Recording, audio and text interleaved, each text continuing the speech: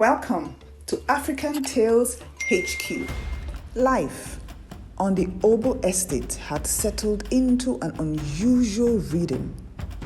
Tobi now had two parents, Nana and Mr. Obo, and Kola, his new brother, was adjusting to a life of luxury.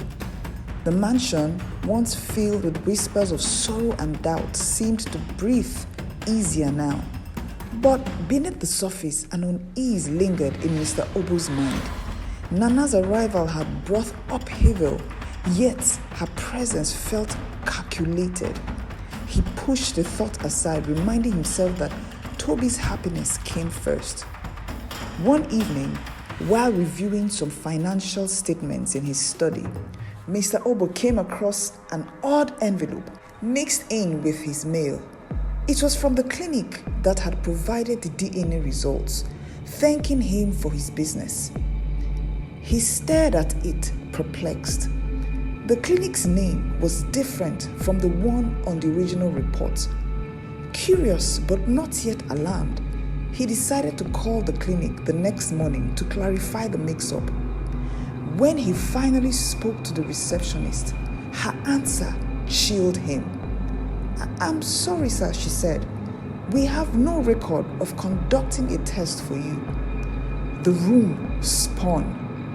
If the DNA test was fake, what else could Nana have lied about? Determined to stay calm, Mr. Obo decided to observe Nana carefully before taking action. He started noticing subtle things.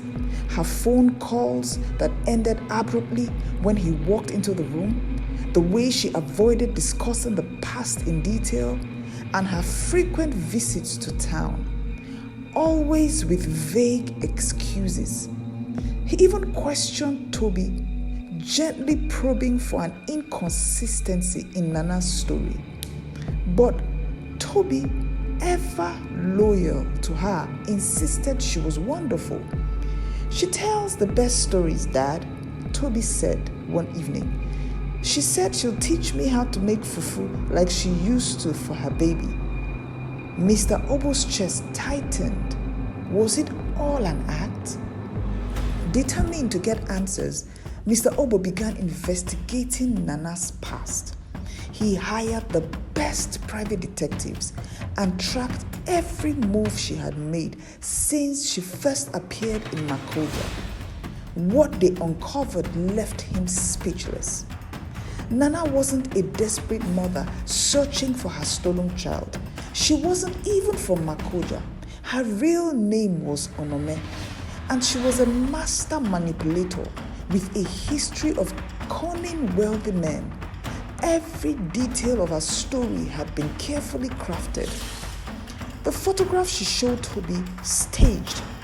The old woman claiming to have raised Kola, a paid actress. The DNA results, forged by a doctor she had bribed.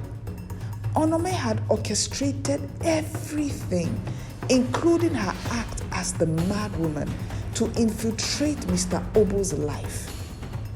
Days later, Mr. Obo invited Nana for tea in the garden. Determined to confront her, but careful not to alarm her. If she sensed his suspicions, she might flee. She arrived wearing a bright dress, her face lit with an easy smile. She carried herself with the grace of someone who belonged there, a stark contrast to the mad woman she had once appeared to be. "You wanted to speak with me?" Nana asked, settling into a chair. Mr. Obo forced a smile. "Just thought we could catch up. It's been quite the whirlwind since you came into our lives." "Yes," she said, sipping her tea. "But things are settling, don't you think?" "Indeed," he replied, keeping his tone casual. "You've been so good to Tobi. It's remarkable how you've bonded with him." She tilted her head, her smile unwavering. A mother knows her child, no matter the time or distance. Her words sent a shiver down his spine. but he maintained his composure. Speaking of time, I've been thinking about how quickly all this has happened.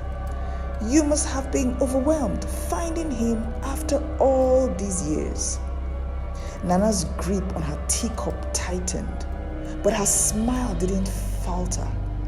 It's been a blessing, truly. Why do you ask? Mr. Okoro leaned back, feigning nonchalance. Just curious. It must have been hard to track him down. The world is such a big place. Nana's eyes flickered just for a moment, but she recovered quickly. It wasn't easy, she admitted, but a mother's determination is unstoppable. Her calm demeanor unsettled him. She was too prepared, too composed.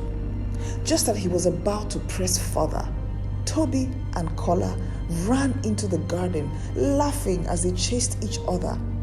Nana's eyes lit up as she watched them, but Mr. Obo noticed something odd. Kola hesitated before sitting next to Nana, glancing at her as if seeking approval. It was subtle, but it didn't escape Mr. Obo's sharp eyes. Nana, he said casually, I've been meaning to ask you, how did you recognize Tobi after all these years?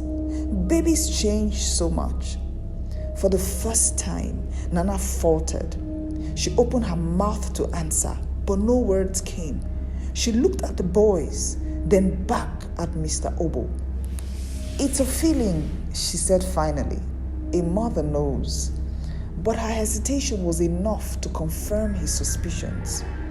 The next day, Mr. Okoro made a decision. He called his private security team and asked them to bring Nana to his study. She entered, her usual poise intact, but there was a flicker of unease in her eyes. You wanted to see me? She asked, her voice calm. I did, he said, holding up the DNA report. I have been doing some digging, Nana, or should I call you Onome? Her face turned ashamed. This report, he continues, is fake. The clinic has no record of it. And as for your story about Tobi, it doesn't hold up. I have spoken to the real hospital where he was born. There was no record of a missing child. Nana's mask finally slipped. She backed away, her breathing shallow. You don't understand, she said, her voice shaking. I understand perfectly, Mr. Obo said coldly. You've been lying from the start. Now tell me the truth. Who are you and what do you want? Cornered, Nana finally confessed. My name is Onome, she began, her voice hollow. I grew up with nothing. No family, no money, nothing. I spent my whole life watching people like you in luxury while people like me starved. So you decided to lie your way into my family? Mr. Obo asked, his anger barely contained. She laughed bitterly. You wouldn't understand. People like you never do. I needed a way in, and when I saw your story in the news, I knew I could create one. What about Tobi? Kola, were they part of your plan too? Mr. Obo asked. They are just pawns, she admitted. Tobi was my way in, and Kola, he's just a street kid I picked up to make my story believable. Mr. Obo's fist clenched. You used children for your scheme? I did what I had to do, she said defiantly. And I would have gotten away with it if you hadn't been so nosy. Within hours, the police arrived to take Nana and her accomplices into custody. The fake doctor, the actress who played Kola's guardian, and everyone else involved in the elaborate scheme were arrested. The media swarmed the story, dubbing it the mad woman's game. As Nana was led away, she turned to Mr. Okoro. You think you've won? She said with a sneer. But you'll never forget me. I made sure of that. In the days that followed, Mr. Obo worked to rebuild the trust and safety of his home. Tobi struggled to come to terms with the betrayal, often retreating into silence. "Am I still your son?" he asked one night, his voice trembling. Mr. Obo knelt beside him.